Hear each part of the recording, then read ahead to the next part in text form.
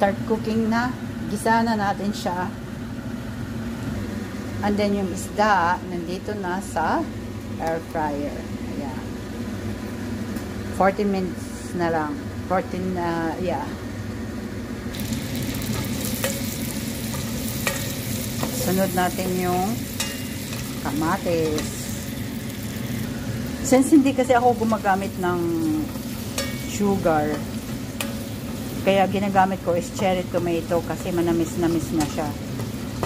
And also, itong red bell pepper and pumpkin, matamis din siya. So, ayan, hinulog ko na yung pumpkin. Pugad kaayo yung eto, pumpkin. Pugad siya kaayo, lamig.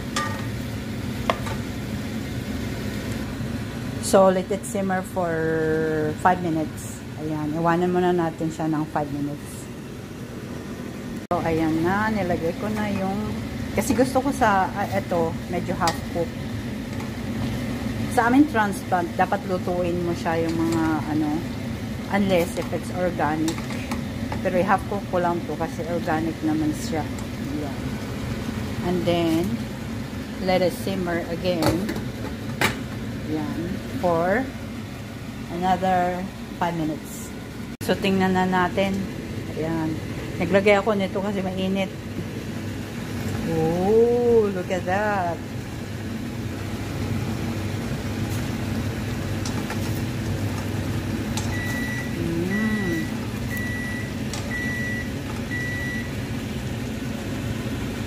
Look at that.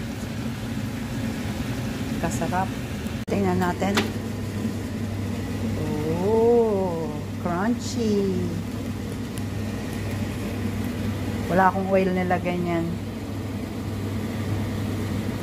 Crunchy na. Crunch tayo. Meron tayong isda, sasawan na maanghang, gulay. Niluto ko kanina. Bell pepper. Sarap.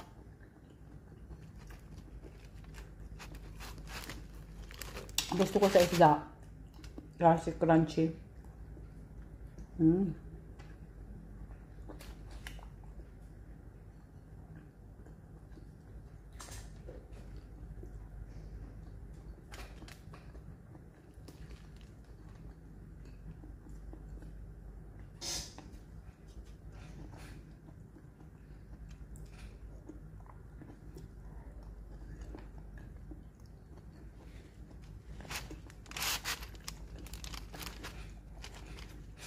Kakamayin ko yung isda.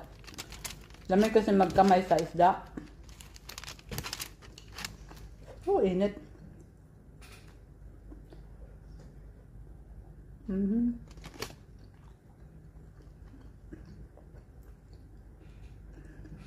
Ang sasawa, anghang kayo.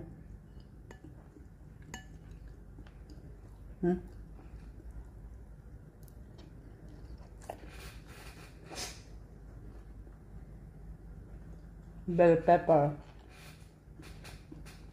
Mani healthy sa atong kidney. Crunchy, crunchy.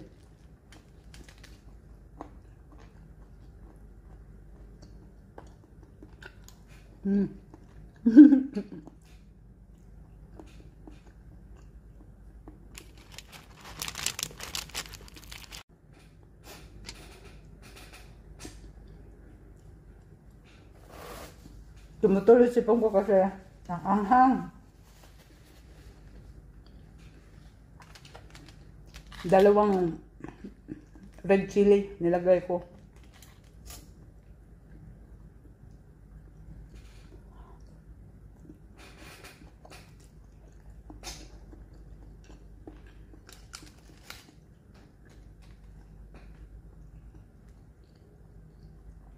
Lamig sa gulay.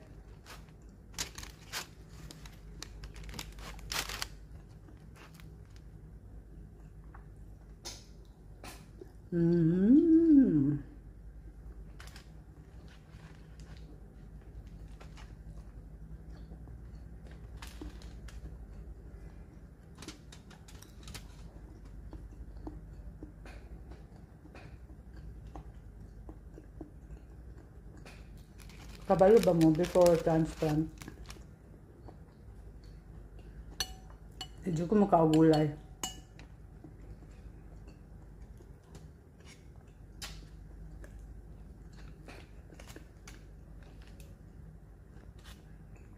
Si Abby na, sanay siya gulay. Mga salad.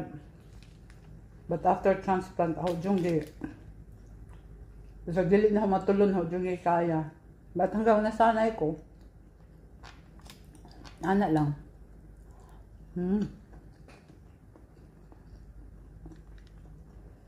Katulad ng bell pepper. Kumusta na yun eh. Karoon ng kanon.